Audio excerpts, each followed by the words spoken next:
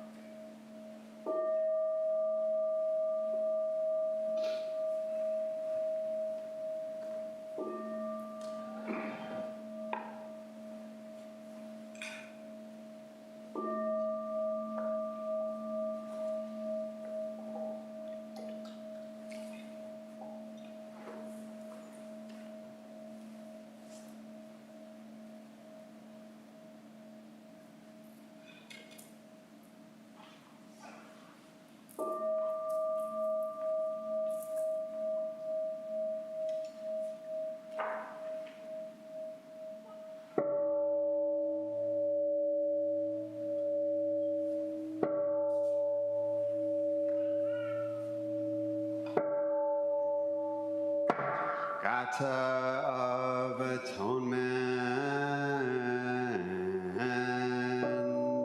all evil karma ever committed by me, since of old on account of my beginningless greed, anger, and ignorance, born of my body, mouth, and thought. Now I atone for it all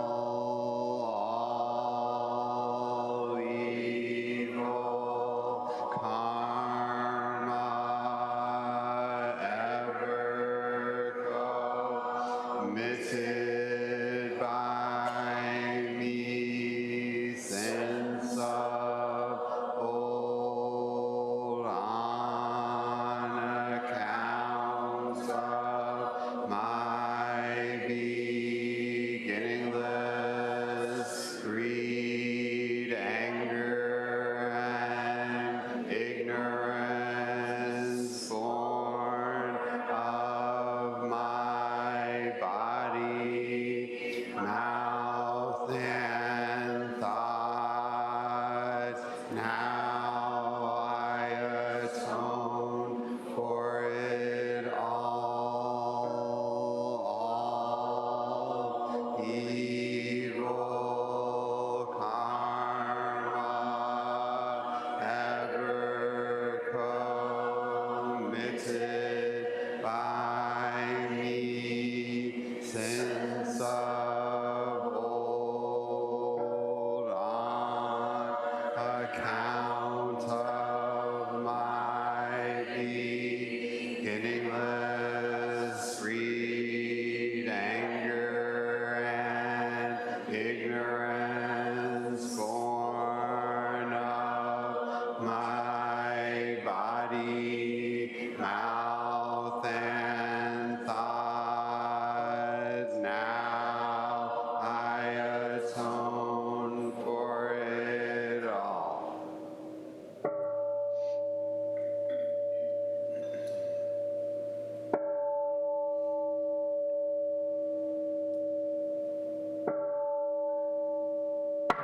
Nikaya 3 Refuges.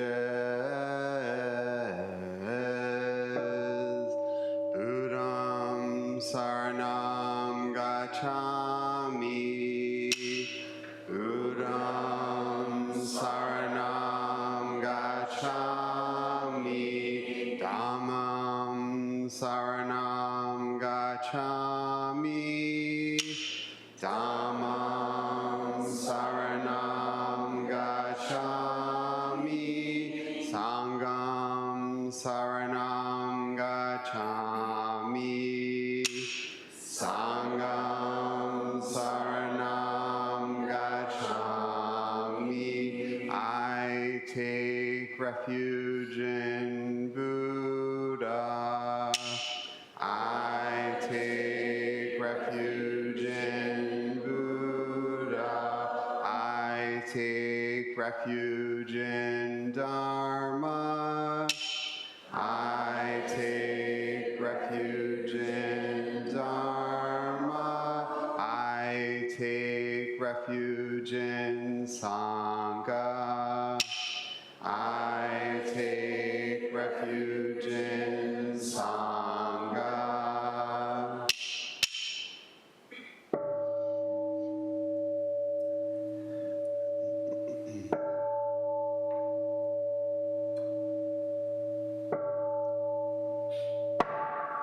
The 5 remembrances. I am of the nature to grow old. There is no way to escape growing old. I am of the nature to have ill health. There is no way to escape having ill health.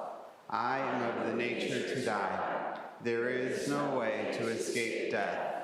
All that is dear to me and everyone I love are of the nature of change. There is no way to escape being separated from them.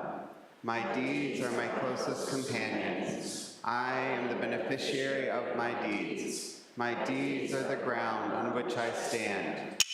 I am of the nature to grow old. There is no way to escape growing old. I am of the nature to have ill health. There is no way to escape having ill health. I am of the nature to die. There is no way to escape death. All that is dear to me and everyone I love are of the nature of change. There is no way to escape being separated from them. My deeds are my closest companions. I am the beneficiary of my deeds. My deeds are the ground on which I stand. I am of the nature to grow old. There is no way to escape growing old. I am of the nature to have ill health. There is no way to escape having ill health. I am of the nature to die. There is no way to escape death. All that is dear to me and everyone I love are of the nature of change. There is no way to escape being separated from them. My deeds are my closest companions. I am the beneficiary of my deeds. My deeds are the ground on which I stand. This precious human life, rarely encountered, is easily lost. Now that I have life and opportunity, may I practice the Dharma wholeheartedly.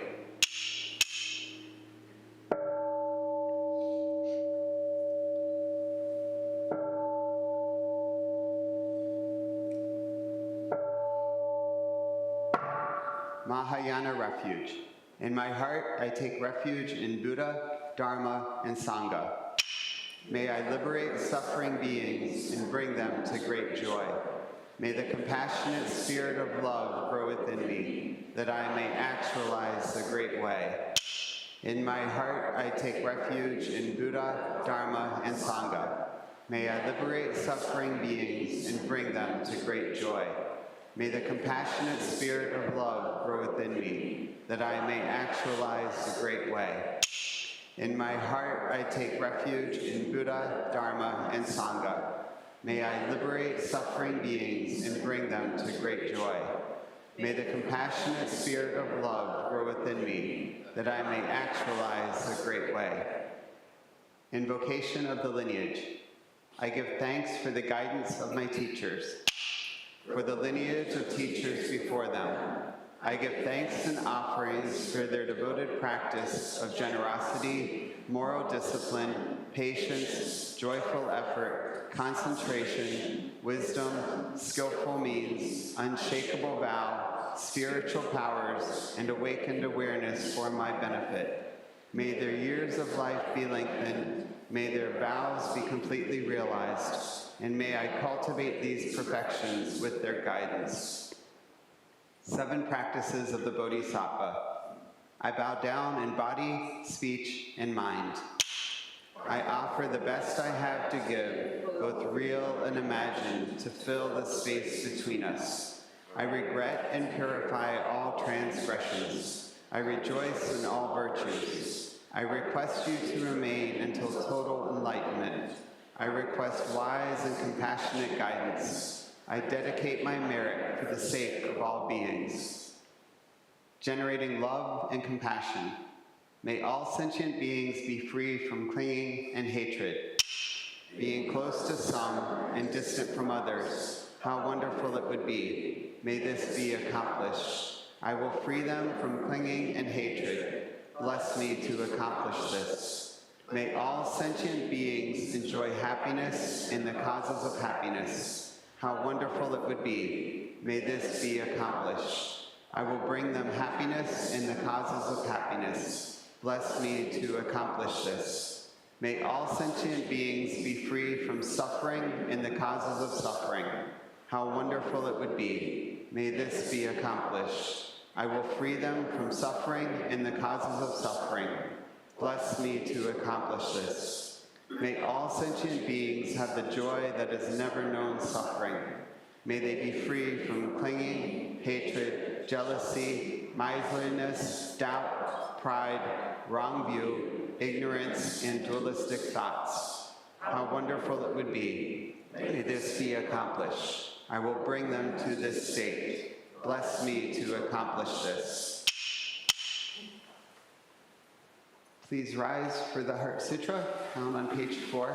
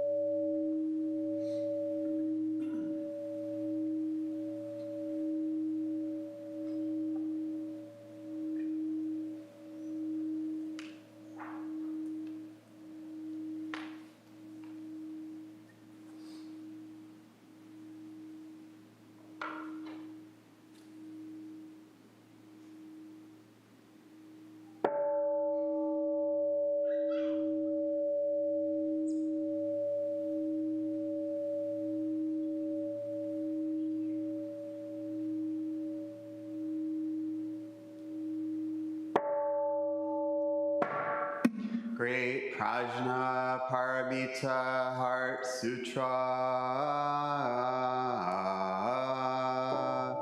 Avalokiteshvara Bodhisattva, practicing deep Prajna Paramita, clearly saw that all 5 skandhas are empty, transforming all suffering and distress. Shariputra, form is no other than emptiness. Emptiness no other than form. Form is exactly emptiness. Emptiness exactly form. Sensation, perception, mental reaction, consciousness are also like the Shariputra. All things are essentially empty, not born, not destroyed, not stained, not pure, without loss, without gain. Therefore, in emptiness there is no form, no sensation, perception, mental reaction, consciousness, no eye, ear, nose, tongue, body, mind, no color, hear, sound, smell, taste, touch, object of thought, no seeing, and so on to no thinking, no ignorance, and also no ending of ignorance, and so on to no old age and death, and also no ending of old age and death, no suffering, cause of suffering, cessation, path, no wisdom, and no attainment, since there is nothing to attain. The Bodhisattva lives by prajna paramita, with no hindrance in the mind, no hindrance, and therefore no fear, far beyond elusive thinking. Right here is nirvana. All Buddhas of past, present, and future live by prajna paramita, attaining anuttara samyak sambodhi. Therefore know that prajna paramita is the great sacred mantra, the great vivid mantra, the unsurpassed mantra, the supreme mantra, which completely removes all suffering. This is truth, not mere formality. Therefore set forth the prajna paramita mantra, set forth this mantra and proclaim gate gate para gate parasam gate bodhisvaha, gate gate para gate parasam gate bodhisvaha, gate gate para gate parasam gate bodhisvaha. Infinite realms of light and dark convey the Buddha mind. All that is and we ourselves come forth in perfect harmony. We offer this sincere and devoted practice for the many beings of the six worlds and dedicate it in grateful thanks to the strength and sound practice of the great Heartland Sangha and its teachers.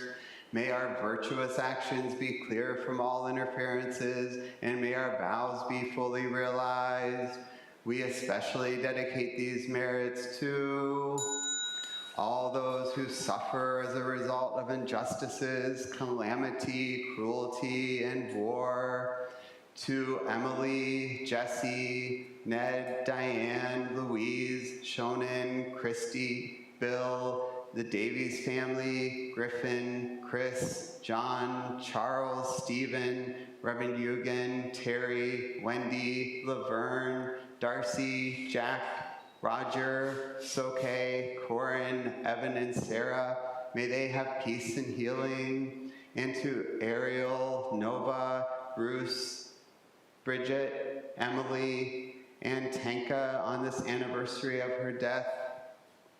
And to those we hold in the silence of our hearts, as well as those names we now voice aloud.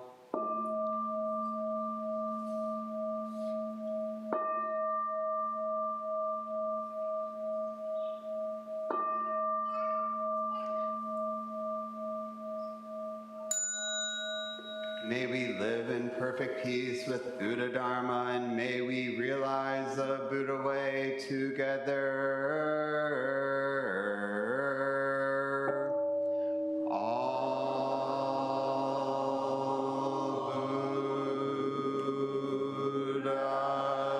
Buddhas throughout space and time, all honored ones,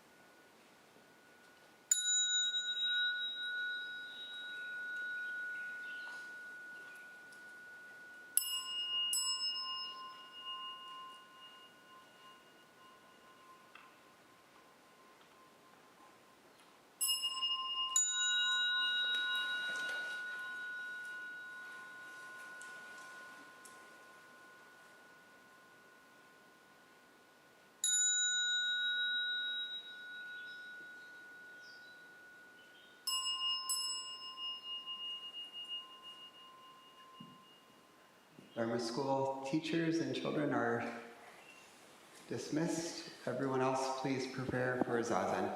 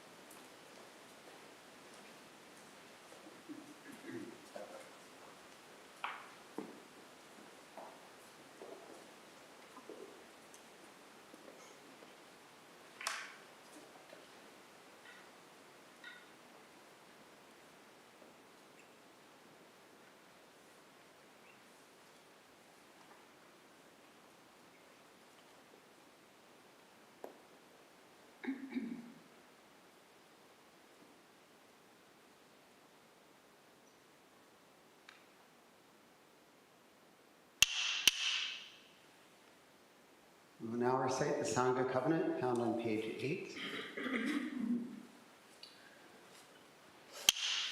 We, the Daishin Kokuji Sangha, with respect for the worth and dignity of each person, with wonder at the wisdom and compassion we seek to cultivate by practice, and with deep gratitude for the teachers of this lineage and our connection to one another, covenant to support each other by upholding the precepts of doing no harm, practicing good, and actualizing good for others.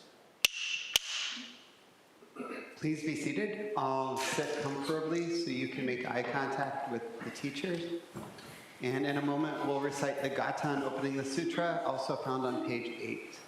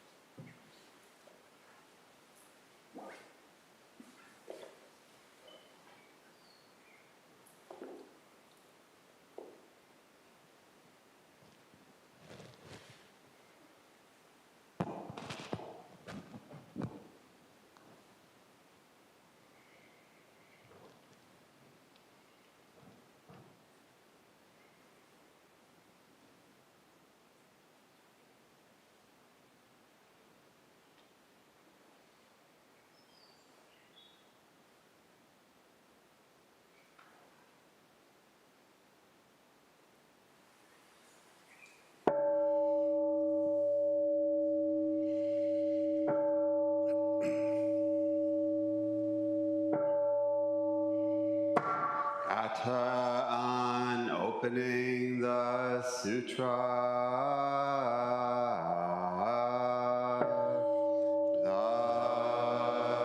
The Dharma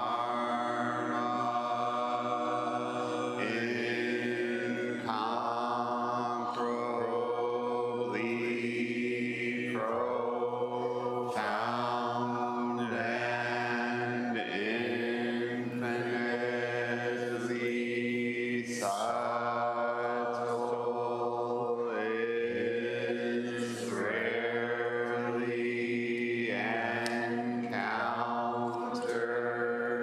even in millions of ages. Now we see it, hear it, receive and maintain it. May we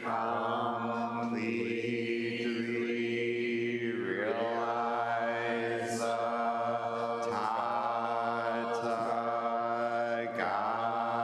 Tathagata's true meaning.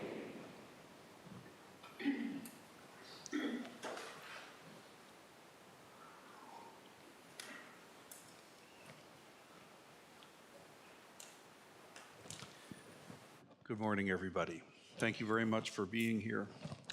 Please sit comfortably and in a way that we can all see each other.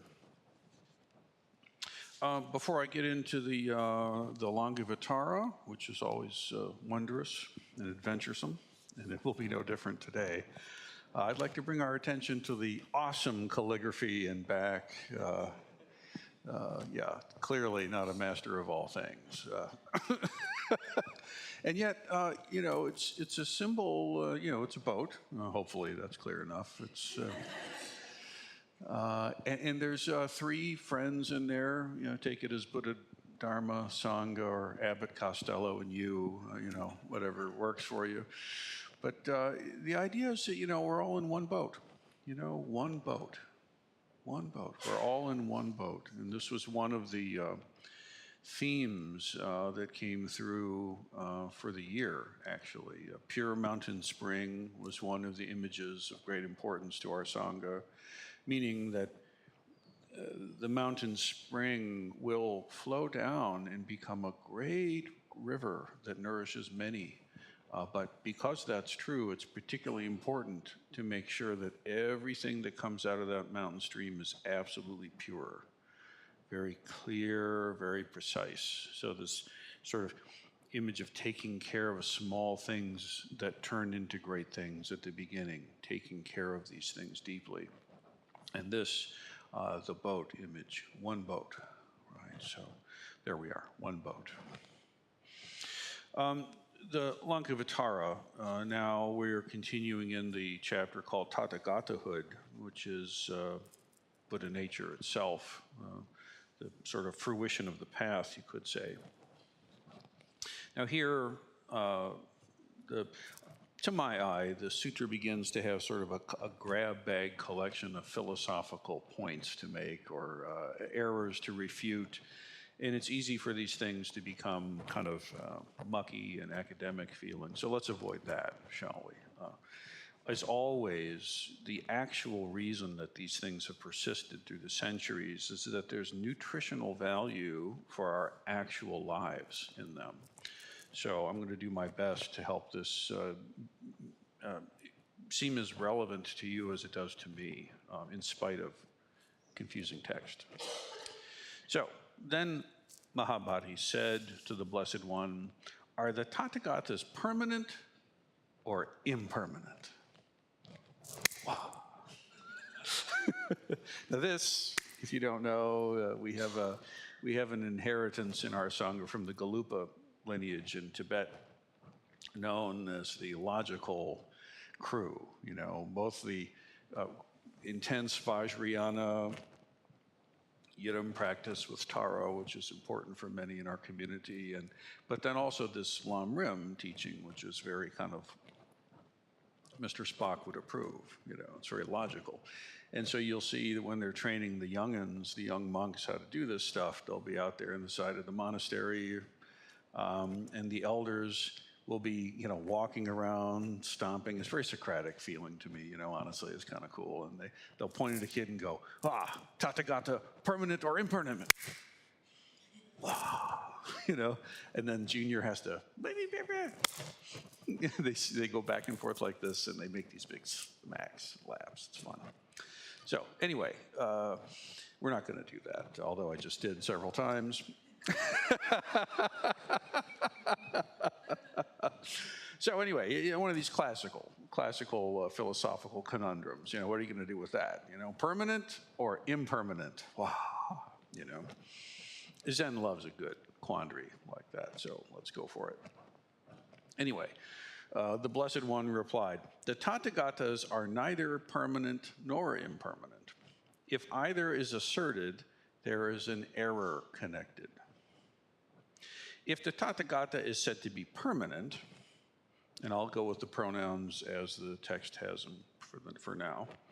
If the Tathagata is said to be permanent, then he will be connected with the creating agencies. For according to the philosophers, the creating agencies are something uncreated and are permanent. But the Tathagatas are not connected with these so-called creating agencies. And so, in that sense, he is impermanent. So the he here is because he's referring to himself. When the Buddha in this discourse is talking about the Tathagatas or Buddha nature or himself, they're synonymous terms, because at this point in the sutra, he's completely realized his non-separateness from reality. Okay, so that's one thing to kind of get clear about.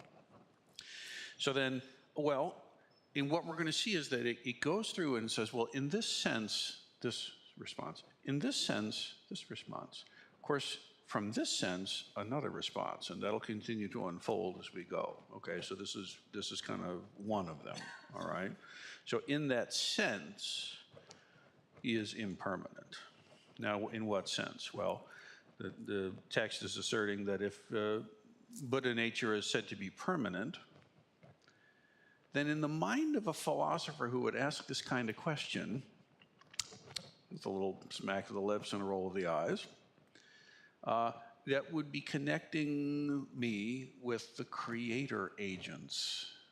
Now, most of humanity's organized religious traditions, at least since the monotheistic traditions came up, beginning, of course, with Zoroastrianism and all that followed, very concerned with beginning and ending, okay? Zoroastrian, Jewish, Christian, Islamic traditions, all of these kind of come from the same stream of, same region in a sense, and this idea of a creator, and this idea of an alpha and omega and a judgment and all this kind of stuff. It becomes very, very important and salient to their philosophical views. And he's saying, yeah, I got nothing there. Don't put me in the bag with that creator entity. It's not about that, which is kind of a radical statement, okay? Though many religious traditions wind themselves around the claim of a revelation of some kind of truth that otherwise is inaccessible to you, and there's some kind of priest class that is the guardian of this truth, and if you don't go through them to get the correct orthodoxy interpretation, you'll be punished inerrantly at the end of all time, something like that, okay?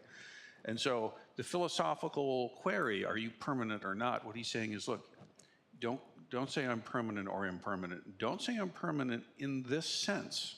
Because if a philosopher thinks that I'm permanent, meaning Buddha nature is permanent, and you link that with this creator concept, you've made a goof. I'm not signing off on that. So he's refuting an idea about what permanence must be that's being associated with some, prime mover? Is that the term? There are people here who know these things better than I do. Some uncaused cause, something like that. He's saying, hey, cut it out. Stop playing with the toys. Okay? My line, not his, but that's what he's doing. Okay. So let me read it again. We'll just see if we can comb through it. The Tathagatas are neither permanent nor impermanent. If either is asserted, there's an error connected with it. Okay. Now, if you say I'm permanent, and then you connect me with this creating agency, the text says, a creating God, let's say, then according to these creationalist-oriented philosophies, then creating agencies themselves are something that aren't created. I mean, on its own, that's logical enough, I suppose. You can punch holes in it if you know what you're doing, but we'll go with it for now. But the Tathagatas are not connected with this so-called creating agency. So like a modern translation might be like, so you're a fully awakened Buddha, huh? Yeah, okay. Well, so do you have the mind of God, the creator of the universe? And there's lots of ways to answer that. It kind of depends on what that means to the person who's asking the question. In this sense, if you think literally like the mind of some creator outside creation that created all things, no. Don't put me in that file cabinet. Why? Because it's not helpful. Then what? How does that help relieve your suffering? Not at all. It's just a kind of a mental, it's like a Venus flytrap of the mind. You get pulled in and stuck. The idea will end up chewing you for nutrition. What's supposed to happen is if you're well trained, your clear way of thinking brings nutrition to your life, not your life ends up feeding this crazy thought. You can think of examples, perhaps, right? You know, much of humanity's most ridiculous, needless suffering comes from these ideas that are happy to chew through Homo sapiens for their own benefit. Whether they're conscious or not has nothing to do with it. Now, the sutra goes on. If it is said, if he is said to be impermanent, then he is connected with things that are created, for they are impermanent. This is the other side. So if you say that I'm impermanent, then you're linking me with not the creator that's outside creation, but with the things that are created, right? So for these reasons, the Tathagata is neither permanent nor impermanent. In other words, don't link true nature, true noble wisdom with these ideas. These ideas are not helpful. You can spend your whole life parsing philosophical, theological hairs around this and just still be a jerk at the end of it. Okay? Not helpful. Let's not. Okay? Neither can the Tathagata be said to be permanent in the sense that, so here that's the clue that we're on to a different refutation of a different mistaken view. Okay? So this is linking with creator and created. Like, don't link me with creator and don't link me with created. This is mistaken both sides. Okay? So neither can the Tathagatas, can the Tathagatas, he said, to be permanent in the sense that space is said to be permanent, or that the horns of a hare can be said to be permanent. For being unreal, they exclude the ideas of permanency or impermanency. So this is a different one.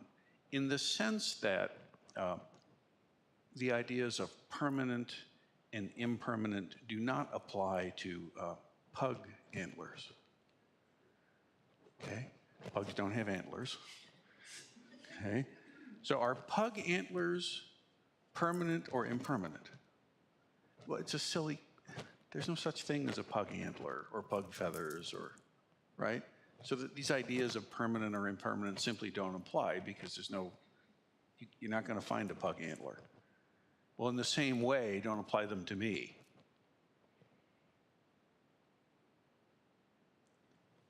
Empty. Not there. Not there in that way. In the same way that sky flowers do not exist as permanent, neither do they exist as impermanent. So too with the Tathagata. These ideas simply don't apply. Do you follow the logic? Okay.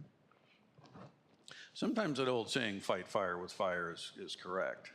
The sutra is incredibly intelligent at disarming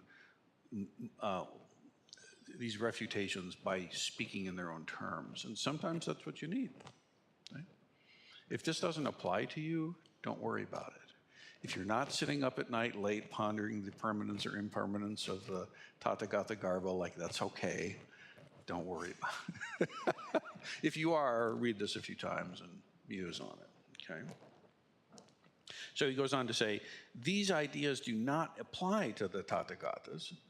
These ideas of permanence or impermanence do not apply to Buddha nature, to true reality, because these ideas come forth from the habit energy of ignorance.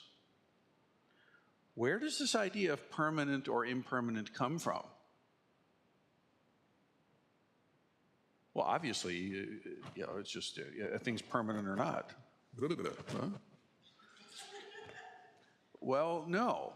Where does that idea of permanent come from? Now, this is not just postmodern deconstructionism, mind you. If you've studied that stuff, be careful. It's not exactly what this is doing. It's not just deconstructing everything and leaving everything flat. It's not what's happening.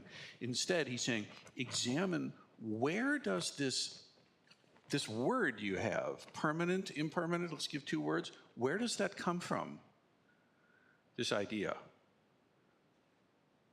What's the source of that? Right?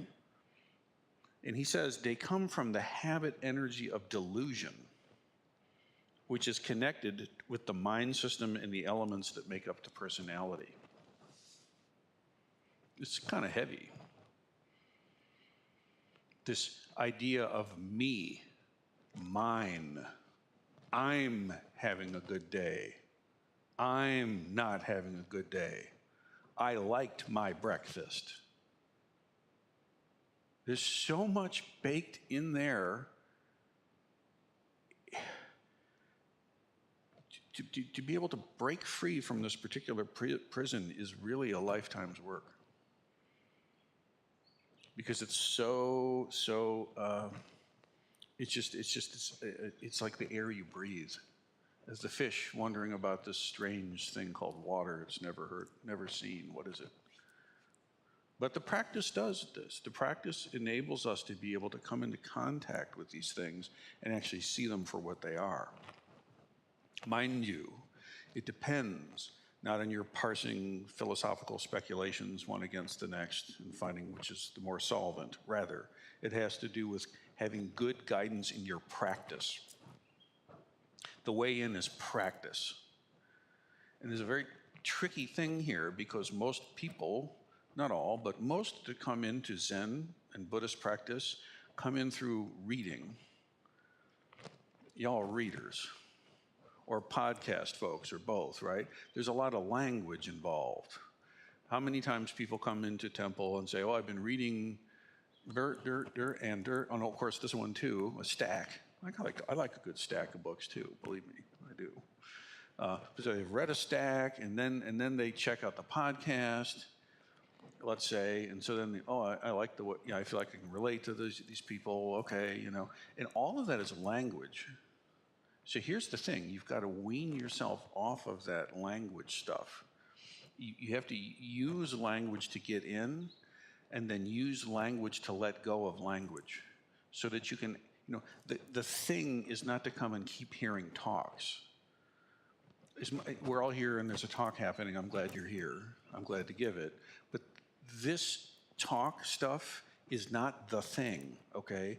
The talk is to support the thing, and the thing is you practicing. That's the thing, okay? This is like a boxer skipping rope and shadow boxing and stuff. We're working on drills and stuff. We're trying to understand and get some skills, okay? But the actual getting in the ring is you sitting in Zazen and dealing with your mind. That's the thing. Does that make sense? It's very difficult because we come in through language, and so we think, well, I need more and more language to finally satiate. Like how many molecules of H2O do I need to put together before this starts to feel wet? Like I need more molecules, like one molecule of H2O is not wet, right? It takes a combination of them to suddenly feel like wet.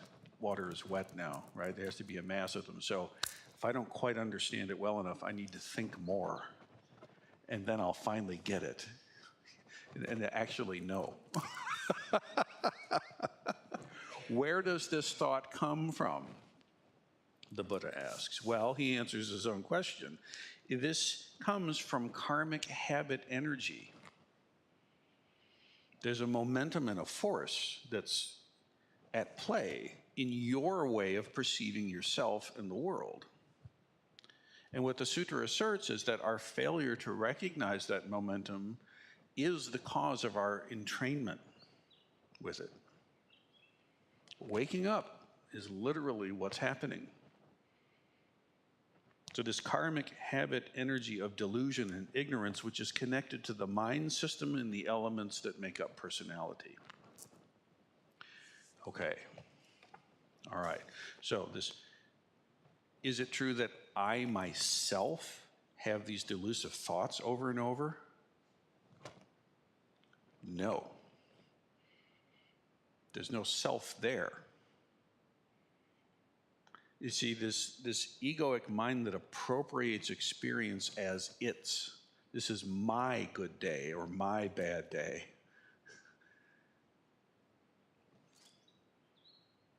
The elements that make up personality, one way, one view. We're talking about the aggregates that we intone in the Heart Sutra daily here in this temple. Form, sensation, perception, mental formation, consciousness, this bit. Okay. Recall that in the Prajnaparamita Heart Sutra, we see form is exactly what? Emptiness. Emptiness is exactly form. The same thing. Okay? You can see it this way, you can see it that way, but they're not different. Now, what the sutra does for ease of chanting, it says sensation, perception, mental formation, consciousness are likewise like this. But in full redaction, or without redaction, the full expression, form is exactly emptiness, emptiness is exactly form. Sensation is exactly emptiness. Emptiness is exactly sensation. So take your hand right now, take the hand, put it on top of your head. And all the sensations that are now coursing through your nervous system are empty. And you look silly. Empty, empty, empty. But wait, I'm feeling my, in my case, bald head. In your case, maybe something else. But that experience that's happening right now, form. Form, sensation. All right? Perception is the recognition. The sensation is positive, negative, or neutral. I'll give it a solid neutral. It's not particularly pleasant. It's not difficult. I'll call it neutral, right? Perception, recognition of it. Mental formations, this karmic habit thing, volitional stuff, if it exists, goes in there. Consciousness itself, awareness, all of these things are empty. So what that means is that form is emptiness, emptiness is form, consciousness is emptiness, emptiness is consciousness, form is consciousness, consciousness is form. There's a lot in there. Not to just be thought about speculatively, but what I'm saying is you can actually experience what these words are pointing to. Okay? If you white knuckle the language and try to wrestle it to the ground and make it submit to your ego, you're on the wrong track. Open your hands. Don't white knuckle the thoughts. Just let them kind of wash through, okay? Very gradually, and it has to be gradual. Very gradually, the sources of friction and the places of getting stuck will erode. They will erode. You have to have the patience to stay in the bus, though. Okay? It's a bumpy ride sometimes. You're not exactly sure what's going on. There's not a GPS-like clarity to every single twist and turn on this mountain road, but stay in the damn bus. Stay with your practice. Trust yourself. Trust the process. Okay? And what happens is that all these edges begin to erode. This personality also comes from the eightfold mind system. We've talked about this at length with the Lankavatara. Eye, ear, nose, tongue, body, mind, right? Thinking brain, right? All of these, the element of sight, this color, we all know neurologically, this color does not actually exist in objective reality. It's something your brain is right now creating based on the light waves hitting your retina and interpreted and so on. We know these things now. Nonetheless, for you, it's real, for me too. But all of this stuff is a stacked, it's a house of cards. It's a process. These processes are simultaneously interacting with each other.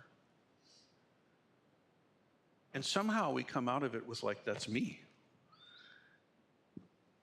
I like that color, or I don't like that color.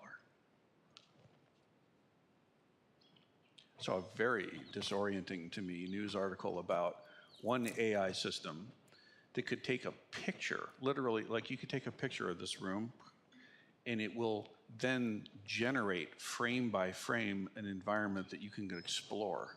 And it'll just suppose what probably is next, and it'll keep generating frame by frame environments. And then there's another AI that has a little dude that's exploring the environment and deciding to go left or right. And they wound it up and let it go. And what happened was crazy. You have one AI exploring another. It's something like that. That's not the reason why we're creating that, and the reason why that's so compelling is because that is kind of how our minds actually are working. Kind of crazy, right? That virtual environment, is it permanent or impermanent? that little dude, the little character moving through this fictional environment, permanent or not? Yeah.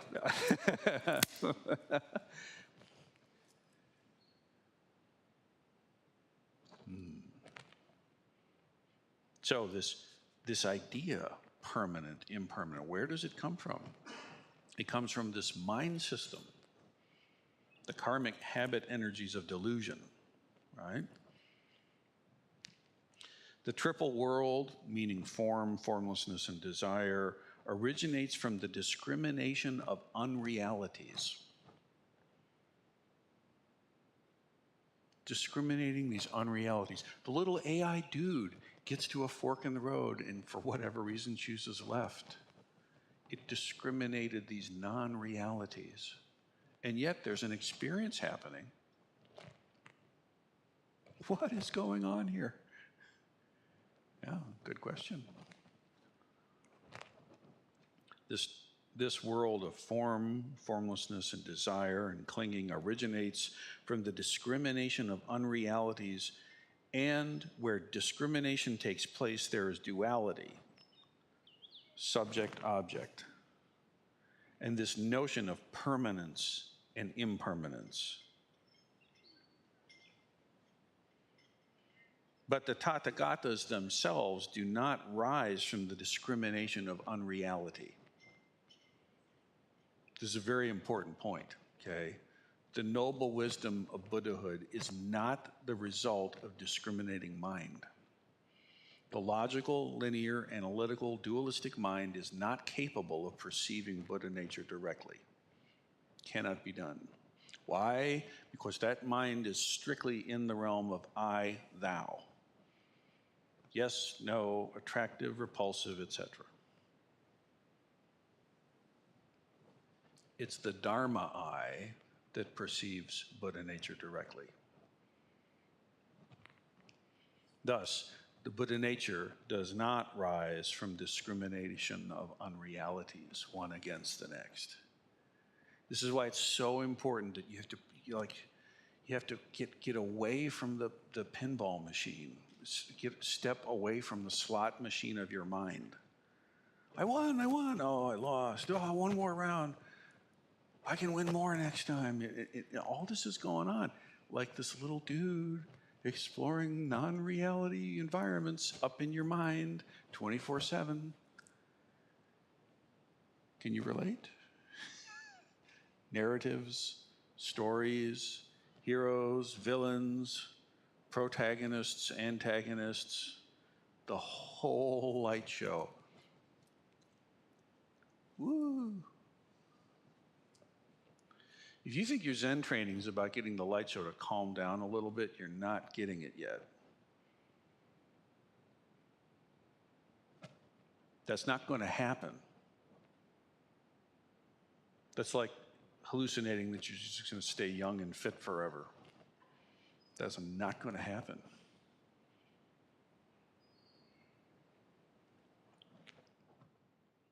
Thus, the sutra says, as long as there is discrimination, there will be the notion of permanent and impermanent.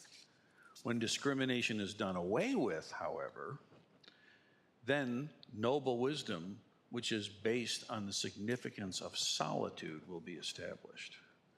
Let's unpack that. When discrimination is done away with, I don't like the language at all. That's too active, okay? I don't think that language actually reflects what the sutra is trying to get us to see at this point.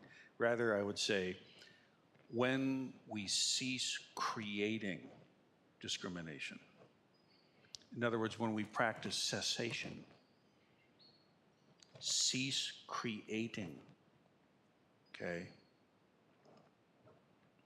then noble wisdom, which is based on the significance of solitude, will be established. Noble wisdom is insight, prajna, kensho, satori, nirvana, awakening. Okay, dharma I stuff.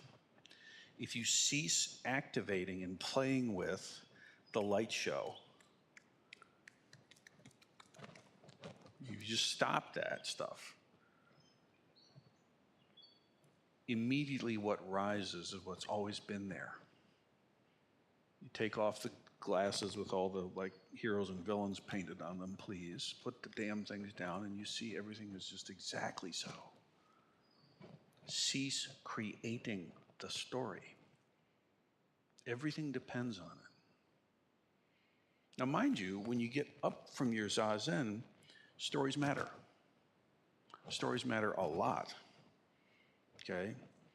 But you have to know that there is no story first. You have to be able to transcend the thing to be able to include it. It's not like the ideal here is to have no story and no sense and no language. Like that's not the goal. It's to be free in the life that you're actually in. That 10th Oxherding picture I draw your attention to. This is a person engaged in the world, enlightening everyone they see, playing freely on the knife edge of life and death. How do you get that freedom? Does it mean everything has to be laid in gold with rose petals at your feet and ambrosia everywhere? No. That would be a horrible trap. If you ever find yourself in such a realm, please remember the blues. They will help you wake up from the stupor of your pleasurous prison. Put on some blues. Remember the suffering. Okay. No, I need my glasses or I can't read.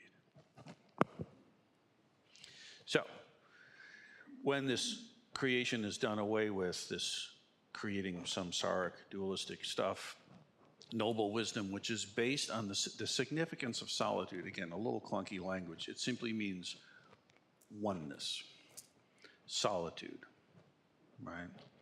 Buddha, upon awakening, I alone am the world-honored one, between heaven and earth.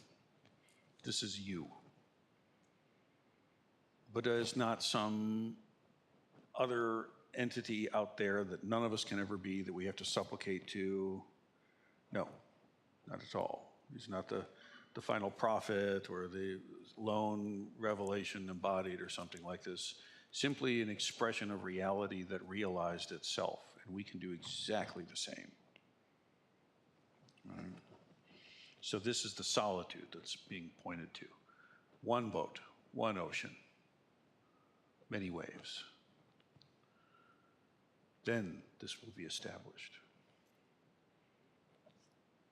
So please, impermanent, permanent, where did that come from? Examine carefully the places where you are stuck. How do you know where you're stuck? Where do you hurt? Where are you suffering? And if you take the clarity of the sutra and apply it actually to that, don't try to keep the sutra in some holy corner somewhere else. It will fail you. Bring it into the muck. Apply it exactly to where you're really working with stuff, and you'll see for yourself. And if you do that, then all these words have done their job. May it be so.